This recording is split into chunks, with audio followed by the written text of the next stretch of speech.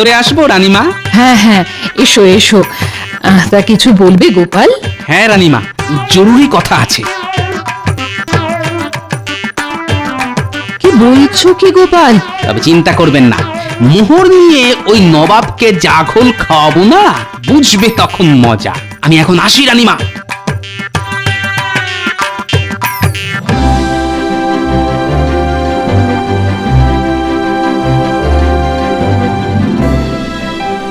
আসুন আসুন, এদিকে আসুন, এদিকে এদিকে। হ্যাঁ,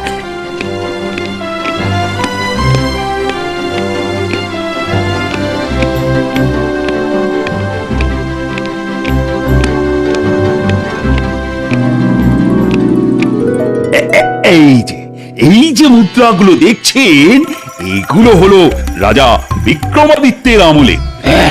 বিক্রমাদিত্যের আমলের? হ্যাঁ বর্ধমান রাজ, এগুলো মহারাজ বিক্রমাদিত্যের সময়ের মুদ্রা। কি আশ্চর্য! হ্যাঁ, কতদিন আগের মুদ্রা আপনার কাছে আছে? আগে হ্যাঁ। কৃষ্ণচন্দ্রের মুদ্রা সংগ্রহ তো দেখছি আমাকেও হার মানায়। নবাব বাহাদুর কেমন দেখছেন? ঠিক আছে ঠিক আছে, এতে আবার নতুনত্বের কি আছে? বিক্রমাদিত্যের সময় মুদ্রা আমার কাছেও আছে। কি উজির, ঠিক বলছি কি না? একেবারে ঠিক হুজুর। বিক্রমাদিত্যের মুদ্রা, চন্দ্রগুপ্তের মুদ্রা, তারপর ওই যে কি জানো ইতিহাসে যাকে বলে খামখেয়ালি রাজা, ওই মোহাম্মদ বিন তুগলকের মুদ্রাও আছে। শুনলে তো আমার কাছে কি কি আছে? তা কৃষ্ণচন্দ্র, বিক্রমাদিত্য, চন্দ্রগুপ্ত, মোহাম্মদ বিন তুগলক ছাড়া আর কোনো মুদ্রা আছে নাকি তোমার প্রদর্শনীতে? থাকলে দেখাও, না হলে আমাকে অতিথিশালায় পাঠাবার ব্যবস্থা করো। এই ঠায় দাঁড়িয়ে থেকে থেকে আমার পা ব্যথা করছে। তাহলে তো একবার ওদিকে যেতে হয় জাহাপনা। ওদিকে কি আছে? ওদিকে আছে সম্রাট আকবরের আমলের আকবরী মুদ্রা। বলো কি মন্ত্রী, খোদ আকবরী মুদ্রা? আগে হ্যাঁ জাহাপনা, তাই তো বলছি, একবার ওদিকে চলুন।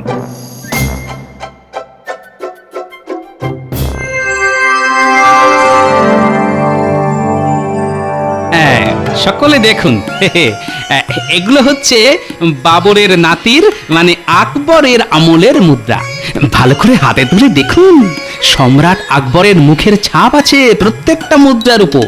দেখুন দেখুন, সকলে ভালো করে দেখুন। বাবা কি কাণ্ড! এতদিন শুধু আকবরী মুদ্রারই নাম শুনেছি, আজ তো চোখে দেখলাম। সত্যি, হ্যাঁ, চোখ একেবারে সার্থক হলো। আকবরী মুদ্রা? সত্যি তো, এ তো খোদ আকবরী মুদ্রা, যা আমার সঙ্গেও নেই, অথচ কৃষ্ণচন্দ্রের কাছে আছে। কি ব্যাপার, আকবরী মুদ্রা দেখে নবাবের চোখ এমন বড় বড় হয়ে গেল কেন? মনে হচ্ছে যেন জীবনে প্রথমবার দেখছে। একবার বাজিয়ে দেখতে হচ্ছে। কি নবাব বাহাদুর, আপনার সংগ্রহে নিশ্চয় অনেক আকবরী মুদ্রা আছে? কি করে বলবো যে আমার সংগ্রহে কোনো আকবরী মুদ্রাই নেই? হ্যাঁ হ্যাঁ, আছে আছে তো, তো অনেক আছে। বস্তা বস্তা আছে, ঘোড়া ঘোড়া আছে। কৃষ্ণচন্দ্র, মোহর দেখা তো হলো, তাহলে তো এবার আমায় অতিথিশালায় যেতে হয়। আমি সকলকেই অতিথিশালায় পাঠাবার ব্যবস্থা করছি। মন্ত্রী, এদের সকলকে অতিথিশালায় নিয়ে যাও। দেখো, যত্ন আত্মীর যেন কোনো ত্রুটি না হয়।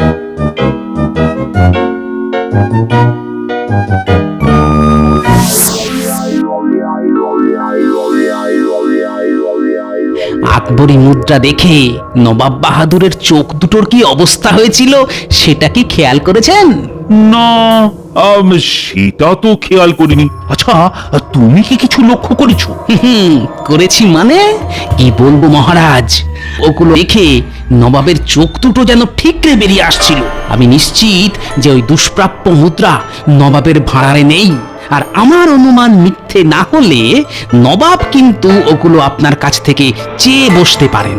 বলছো কি গোপাল? আরে ওগুলো যে আমার বিয়ের সময় আমার বাবা তোমাদের রানীমাকে আশীর্বাদ স্বরূপ দিয়েছিলেন। না না না না না, নবাব চাইলেও আমি ওগুলো দিতে পারবো না।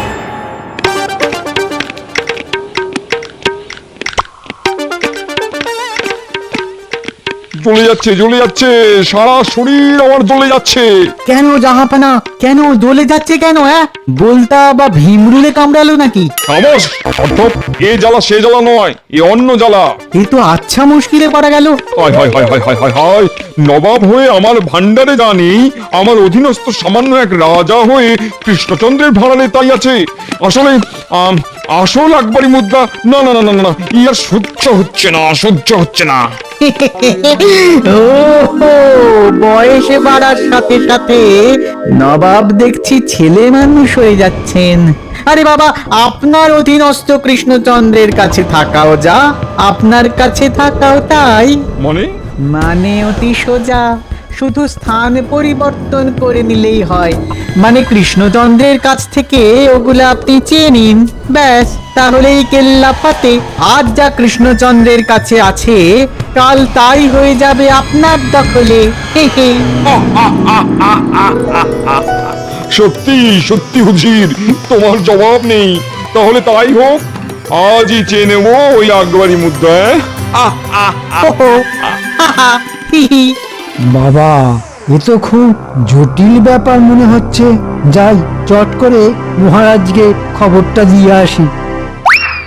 মহারাজ, এইমাত্র আমি নিজের কানে শুনে এলাম উজির বেটা ওগুলো আপনার কাছ থেকে চেয়ে নেবার জন্য নবাবকে পরামর্শ দিচ্ছে। তাহলে তো হয়েই গেল, যা ভয় পেয়েছিলাম তাই হলো। কাটা খালে কুমির বেটা হড়বড় করে ঢুকে পড়লো। মহারাজ, নবাব বাহাদুর এক্ষুনি আপনাকে ডাকছেন। ব্যাস হয়ে গেল।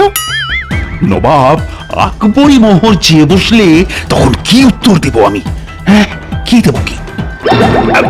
ঠিক আছে ঠিক আছে, তুমি গিয়ে বলো আমি আসছি। যাও যাও যাও।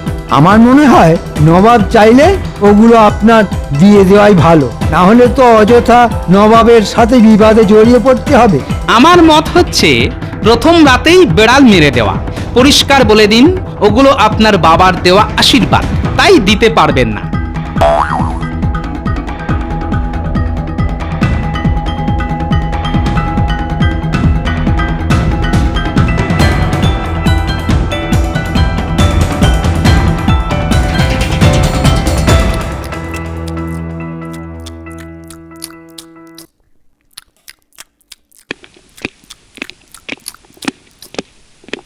আরে এসো এসো এসো কৃষ্ণচন্দ্র, আমি তো তোমায় একলা আসতে নির্দেশ দিয়েছিলাম, সঙ্গে করে তোমার অপদার্থ মন্ত্রী আর সানাইয়ের পো গোপালকে নিয়ে এলে কেন? আগে আপনার সানাইয়ের পো উজির সাহেব যদি থাকতে পারে, তাহলে আমি থাকলে ক্ষতি কি হুজুর? যা বলার আছে তা আপনি আমাদের সামনেই বলতে পারেন। হ্যাঁ হ্যাঁ, বলবোই তো বলবোই তো। আমি তো আর অন্যায় কিছু করছি না যে তোমাদের সামনে বলতে পারবো না। শোনো কৃষ্ণচন্দ্র, তোমার ওই আকবরী মোহরগুলো আমার চাই। হ্যাঁ হ্যাঁ, দেবেন দেবেন, কাল আমি নিজে গিয়ে ওগুলো পৌঁছে দিয়ে আসবো। তাহলে তো গোল মিটেই গেল। গোল কি এত সহজেই মিটে যায় জাহাপনা? তার মানে এই কৃষ্ণচন্দ্র, গোপাল এসব কি উল্টো পাল্টা বলছে? উল্টো পাল্টা নয় হুজুর, আমি সোজা সাপটাই বলছি। ও মোহর দেওয়া যাবে না। কি এত বড় সাহস আমার মুখের উপরে না বলা? কৃষ্ণচন্দ্র, আসলে মানে ওই মোহরগুলো তো মানে ওই বিয়ের সময় বাবার কাছ থেকে আশীর্বাদই পেয়েছিল। আসলে ওই আশীর্বাদী জিনিস তো কাউকে দেওয়া যায় না জাহাপনা। ও এত দূর? তুমি কি জানো ওই আশীর্বাদ তোমার জীবনে অভিশাপ হয়ে নেমে আসতে পারে? আমি চাইলে তোমার রাজত্ব, তোমার ভিটে মাটি চাঁটি করে ছেড়ে দিতে পারি। ক্ষমতার জোরে সেটা আপনি করতেই পারেন জাহাপনা, তবে সেটা যদি করেন তাহলে আমরাও সকলকে বলে দেব যে আকবরী মোহরের লোভে আপনি এমন জঘন্য কাজটা করেছেন। ঠিক, এত বড় সাহস? ঠিক আছে, আমিও দেখে নেবো ওই মোহর আমি পাই কিনা। চলো চলো সৌজি। একদম রাগ করে চলে যাবেন না জাহাপনা। এটা কিন্তু ভালো হলো না গোপাল। এরপর যুদ্ধ বাঁধলে তোমার ওই জালার মতো ভুঁড়ি আর বেলের মতো টাক দিয়ে সেটা সামলাতে পারবে তো? বেলের মতো টাক দিয়ে না পারি, টাকের ভেতর যে বস্তুটি আছে সেই বুদ্ধি দিয়ে ঠিক সামলে নিতে পারবো। চলে আসুন মহারাজ। খুব তো কথার ফুলঝুরি উড়িয়ে গেল। এরপর বুঝবে কত ধানে কত চাল, বুঝেছ? কি বলছেন কি? এত কিছু ঘটে গেল? হ্যাঁ, এত কিছু আচ্ছা রানী, এই গোপালের পরামর্শে নবাবকে তো মোহর দিতে অস্বীকার করলাম, কিন্তু এরপর রাগের মাথায় নবাব যদি কিছু করে বসে, তাহলে সেই হ্যাপা সামলাবো কি করে? এত দুশ্চিন্তা করবেন না মহারাজ। গোপাল যখন পরামর্শ দিয়েছে তখন দেখবেন ও ঠিক একটা উপায় বের করবেই। ঠিক বলেছেন রানীমা, একেবারে 100 কথার এক কথা। তবে একটা কথা আছে। কি কথা গোপাল? আগে আপনি তো জানেন, ভালো মন্দ খাবার পেটে না গেলে আমার আবার বুদ্ধি খোলে না। কালকেই রাজবাড়িতে তোমার নিমন্ত্রণ, তা কি কি খাবে বলো? ওই মাছের মাথা দিয়ে ঘন ঘন মুগের ডাল মেখে সরু চালের ভাত, তারপর ওই 5 রকম ভাজা, পোনা মাছের কালিয়া, গলদা চিংড়ির মালাইকারি আর কচি পাঁঠার ঝোল। হবে হবে, সব হবে। আমি নিজের হাতে রান্না করে কাল তোমায় খাওয়াবো। কি মজা! নিজের হাতে রাঁধবেন? তাহলে ঘি গরম মশলা দিয়ে সামান্য পোলাও আর পায়েস। শুধু গোপাল খাবে রানীমা, আমি কি বাদ পড়বো? না না, বাদ পড়বেন কেন? কাল আপনারও নিমন্ত্রণ। রানীমার দয়ার শরীর। তাহলে চট করে যাবি আর পট করে খবরাখবর নিয়ে চলে আসবি। কোনো চিন্তা করো না, ছুটে যাব আর উড়ে চলে আসবো।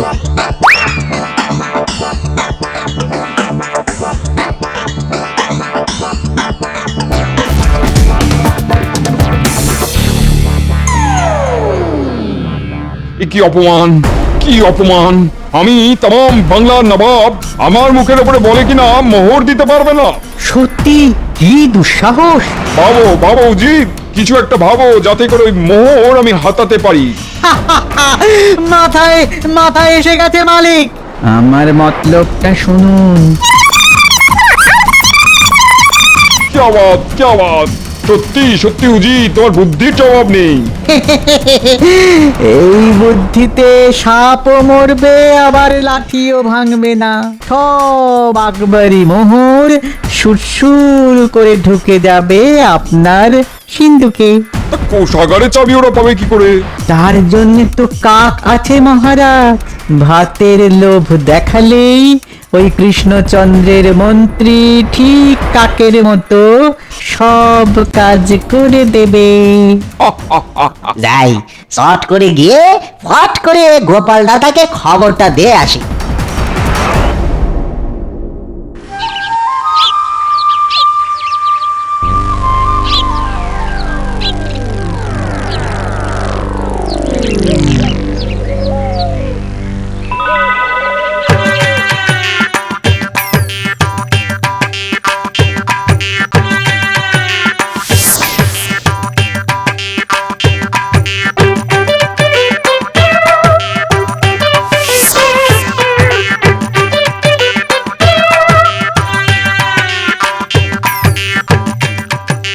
ভেতরে আসবো রানীমা? হ্যাঁ হ্যাঁ, এসো এসো। তা কিছু বলবে গোপাল? হ্যাঁ রানীমা, জরুরি কথা আছে। কি বলছো কি গোপাল? তবে চিন্তা করবেন না, মোহর নিয়ে ওই নবাবকে জাঘল খাওয়াবো না, বুঝবে তখন মজা। আমি এখন আসি রানীমা।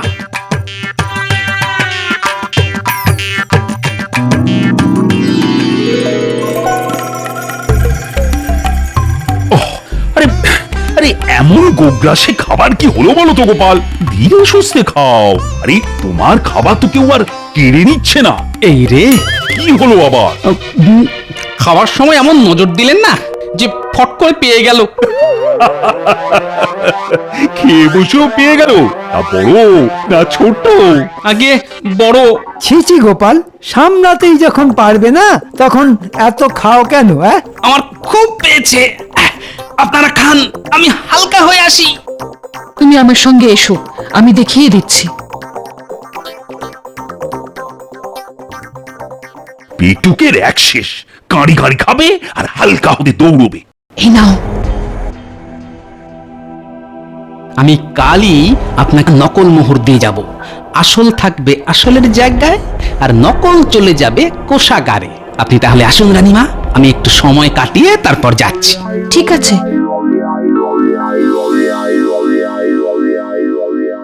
ওই তো এসে গেছে। তা গোপাল, হালকা হলে তাহলে? পেটটাও হালকা হলো, আর সেই সাথে মাথার মধ্যে হালকা করে একটা বুদ্ধিও চলে এলো, আকবরী মোহর রক্ষে করার বুদ্ধি। কিরকম?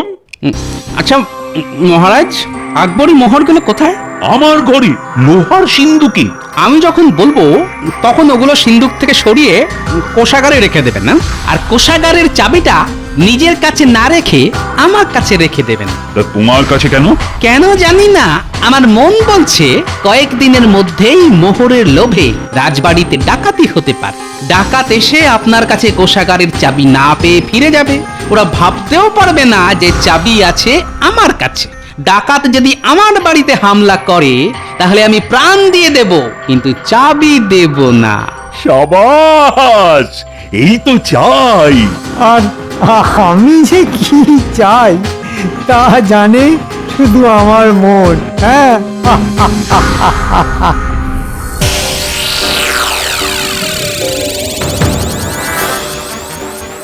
শোনো শাকরা ভাই, এই নমুনা দিয়ে গেলাম, ভালো করে দেখে বলো কালকের মধ্যে হুবহু এইরকম 200টা নকল মোহর বানিয়ে দিতে পারবে কিনা। তুমি কোনো চিন্তা করো না গোপাল দাদা, কালকের মধ্যেই পেয়ে যাবে। আর একটা কথা, ব্যাপারটা যেন 5 কান না হয়। নিশ্চিন্তে থেকো।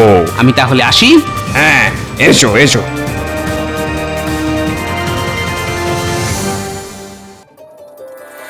তাহলে যা বললাম সেটা উজিরকে গিয়ে বলতে পারবি তো? খুব পারবো, বলবো মোহর আছে কোষাগারে আর চাবি আছে গোপালের কাছে। হ্যাঁ, যা তাহলে, রাতের অন্ধকারে ঘোড়া ছুটিয়ে চলে যা।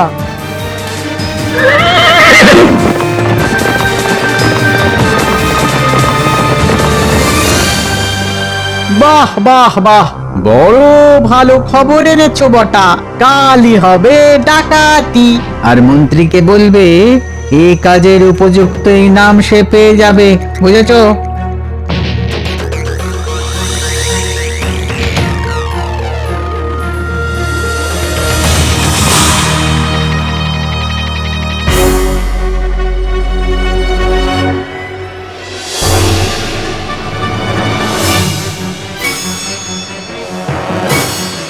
গোপাল, দরজা খোল।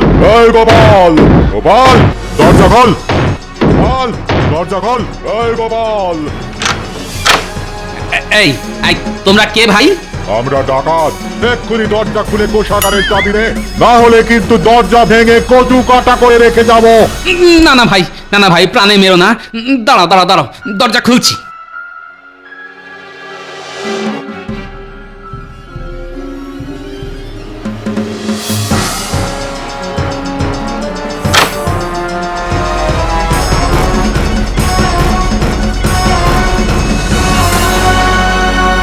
কি করলে গো? বলি প্রাণের ভয়ে চাবি দিয়ে দিলে? এরপর এরপর মহারাজের কাছে তোমার মান থাকবে? থাকবে থাকবে, সব থাকবে। বেটার ছেলেরা কষ্ট করে কোষাগার থেকে মোহর নিয়ে যাবে বটে, কিন্তু সেটা সময় এলেই সকলে টের পাবে। এখন নিশ্চিন্ত মনে ঘুমিয়ে পড়ো দেখি।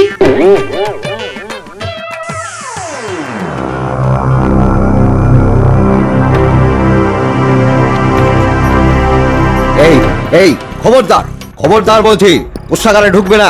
এই, হাট। যে বাধা দিতে আসবে এই খাড়ার ঘায়ে সব কটা ধর থেকে মুন্ডু আলাদা করে দেব। যা, পালা, পালা পালা পালা পালা।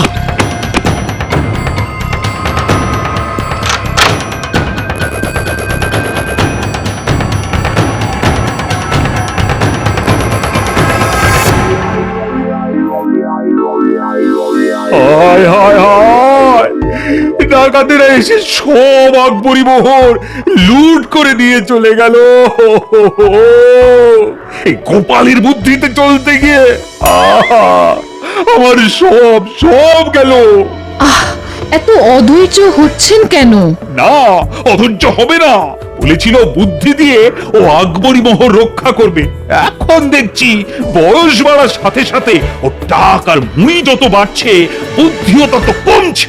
আমার বুদ্ধি একটুকুও কমেনি মহারাজ। মোহর আপনার যেমন ছিল তেমনই আছে। মানে ডাকাতেরা যা নিয়ে গেছে সেগুলো সব নকল, মানে সোনার মতো দেখতে হলেও সোনার জলে গিলটি করা। কি বলছোটা কি? সেদিন খেতে বসে আমার হঠাৎ করে ইয়ে পেল, আসলে ওটা ছিল বাহানা। রানীমার সাথে বেরিয়ে গেলাম আমি, রানীমা আমাকে আসল আকবরী মোহর দিলেন, আমি সেটা শ্যাকরাকে দিয়ে 200টা গিলটি করা মোহর এনে রানীমার হাতে দিলাম। তারপর আমার কথা মতো আপনি যথা সময়ে ওই গিলটি মোহরগুলো রেখে দিয়ে এলেন কোষাগারে। আর পরের ব্যাপারটা তো আপনার জানা। তার মানে ডাকাতেরা জানিয়ে গেছে সেগুলো নকল। হ্যাঁ মহারাজ, হ্যাঁ, আসল আকবরী মোহর আমি সব যত্ন করে যথাস্থানে রেখে দিয়েছি। আহ, সত্যি গোপাল, তোমার জবাব নেই। চলুন মহারাজ, ছদ্মবেশ ধরে একবার চট করে মুর্শিদাবাদ থেকে ঘুরে আসি, দেখি ওদিকে কি হচ্ছে।